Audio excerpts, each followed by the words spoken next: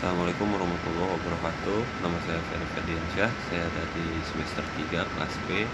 Di sini saya akan mereview materi keempat Hukum Administrasi Negara dengan dosen pengampu Bapak Dr. Haji Dedi Mulyadi SMA beserta asisten dosennya Bapak Dr. Randy Arid Hayandi SAMH mengenai instrumen pemerintahan. Instrumen pemerintahan merupakan alat-alat atau sarana yang digunakan oleh pemerintah atau administrasi negara dalam melaksanakan tugas-tugasnya. Dalam melaksanakan tugasnya ini, melakukan tindakan hukum dengan melakukan instrumen, diantaranya prasarana dan yuridis.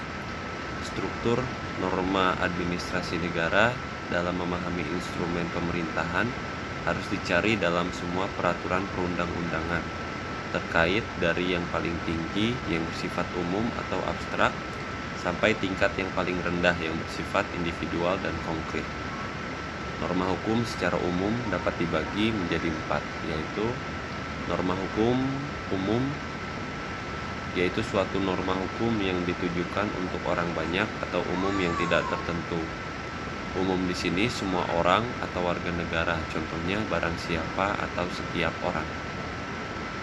Yang kedua, norma hukum individual, yakni norma hukum yang ditujukan atau dialamatkan pada seseorang atau beberapa atau banyak orang yang tertentu.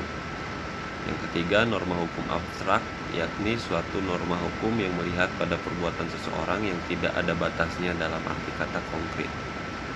Yang keempat, norma hukum konkret, yakni suatu norma hukum yang melihat perbuatan seseorang secara lebih nyata.